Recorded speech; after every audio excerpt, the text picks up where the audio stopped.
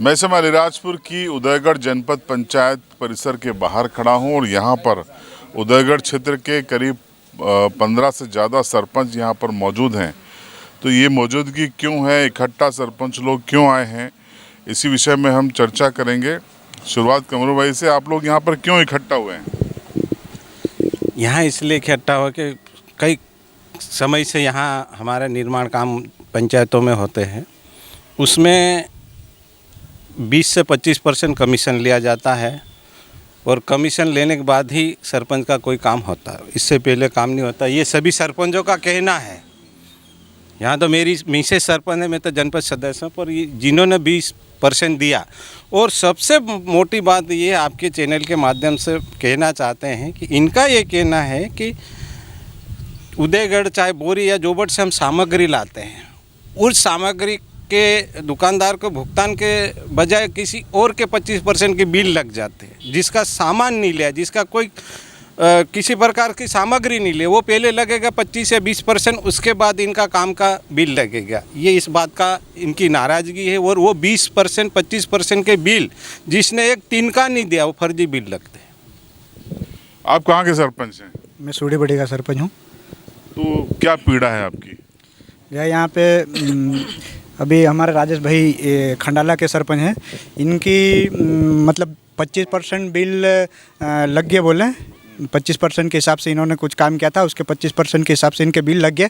और इन्होंने जब उस जो बिल लगे उसका एस्टीमेट के इनके अलग से एक एस्टीमेट के 10-10 हज़ार रुपये मांगे गए इनसे, और 10-10 हज़ार रुपये वो मांगे गए और अलग से इनके 25% बिल लगाया गया। आइए ना, आपसे मांगे गए? मैंने कोई नरेगा से कोई भी एक काम नहीं किया, क्योंकि मेरे कुछ पिछले काम बाकी हैं। कपिल धारा के जो पूर्व में थे, उनके करीबन 13 से 14 कुएँ हैं मेरे, तो उनका बिल 3 से 4 साल हो गए। आज तक वो बिल की EMI कर दी गई है, लेकिन वो बिल का आज तक भुगतान नहीं किया गया। ठीक है, आप आओ। आप कहाँ के सरपंच हैं? मैं खंडाला से सरपंच प्रतिनिधि हूँ। मेरी मिसेस सरपंच है। और मेरे यहाँ सर जो नरेगा का काम है, नरेगा का काम अगर लेने जाते तो 25 लाख का हमको पावर दिया, पर 25 लाख का हम जब काम करवाने के लिए 15 लाख का एस्टीमेट बनाते तो उसकी स्वीकृति के लिए हमको ज़िले में जाना पड़ती, यहाँ से स्वीकृति नहीं मिलती, पहली बात। दूसरी बात, अगर हमने 15 लाख से अगर ऊपर का काम लिया तो उसका 3% ज़िले में मांग करके हमसे लिया जाता पैसा। अब तीसरी बात, जब उस टाइम पे तो दे देते हम एस्टीमेट का, और बिल EMI होता, और जब मटेरियल पेमेंट आता तब अलग से उनके बिल 20% के हिसाब से लगाते, और उतना लगाने के बाद भी बोलते इंजीनियर कि हम और देना पड़ेगा। आज से 2023 का 2 बार मटेरियल पेमेंट आ गया और EMI हो चुकी मेरी पंचायत में 2 बार अभी और आया पेमेंट। तो मेरे को बोला गया इंजीनियर द्वारा कि आप और पैसे दो 7%, तब जाके तुम्हारा पेमेंट होएगा। जो दे रहा उसका पेमेंट हो रहा। तो इंजीनियर कौन है, नाम तो बताइए। इंजीनियर अमित रावत, उससे मैंने कल बात करी, लगातार बात करी सर। तो उन्होंने बोला मैंने बोला आप अगर 20, 25, 30% हमसे ले रहे तो एक काम करो, आप ही काम कर लो। अगर वो बोले तो उसका काम नहीं, वो बोले कि हम नहीं, वो तो लगेंगे, नहीं तो पेमेंट नहीं होएगा। तो मैंने बोला कि एक काम करो, या तो ऐसी बात बोलना नहीं चाहिए, पर मैंने उनको बोला कि या तो हमारा सब कुछ आप कर लो, नहीं तो फिर मैं यही बात भोपाल तक पहुंचाऊंगा। तो जो करना है, जो करना वो कर ले तू, पर तेरा पेमेंट नहीं होएगा दिए बिना। अब उस बात को लेकर सर दुखी था, मिसेस आ नहीं सकती हर जगह, तो मैं उसका काम संभाल रहा था। तो ये पीड़ा आपकी भी है, ऐसा होता है क्या यहाँ पे? जी, आप कहाँ के सरपंच? मैं जिला पंचायत सदस्य हूँ। मेरे पिताश्री सरपंच है ग्राम पंचायत बेगल गाँव बड़ी से।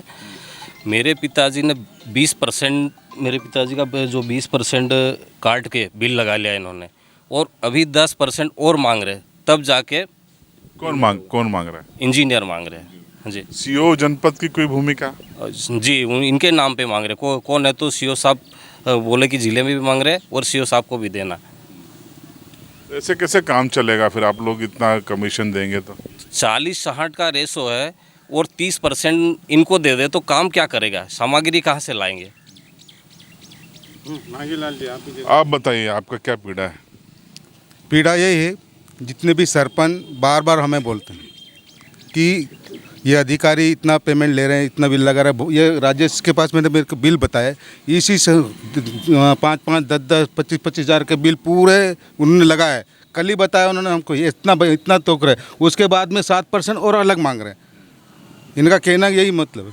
तो हम ये चाहते हैं कि कम से कम अगर 40-60 का रेशो, 40% का मटेरियल पेमेंट, 30% वो ले लेते हैं, तो बचा 10% बचा।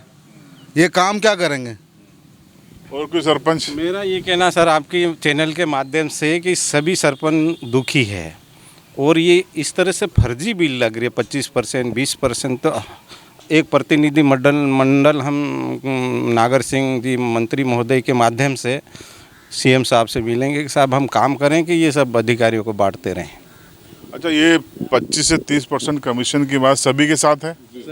सभी से तो बात नहीं कर सकता, पर आप बता दो सभी के साथ है कि नहीं? तो हाथ तो खड़ा कर दो। सबके साथ है कि नहीं? ठीक है, देखिए ये कहानी है मध्य प्रदेश में अलीराजपुर ज़िले में पंचायती राज की।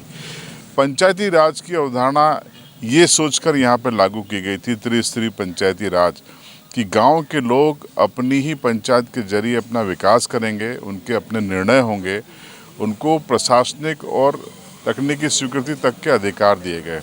लेकिन हकीकत में अफसरशाही किस तरीके से हावी है इन सरपंचों की पीड़ा से आप समझ सकते हैं। जनपद और जिला पंचायत सदस्य भी यहाँ पर इनके साथ में हैं।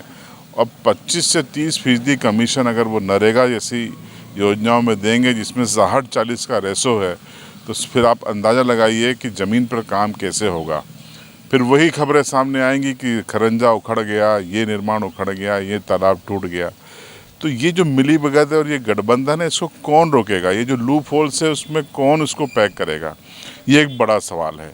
तो उदयगढ़ क्षेत्र के सरपंचों की पीड़ा हमने उनके मुंह से आपको बताई और ये वाकई में गंभीर है। हम उम्मीद करते हैं कि कलेक्टर अलीराजपुर, सीओ जिला पंचायत अलीराजपुर इस पर संज्ञान लेंगे और जिला पंचायत में कौन आखिर ये मांगता है इसकी तलाश वो करेंगे और ऐसे अफसरों पर कार्रवाई करेंगे जो कि सरपंचों को मानसिक और हर तरीके से प्रताड़ना दे रहे हैं। इस मुद्दे पर आपकी राय कमेंट बॉक्स में ज़रूर बताएं।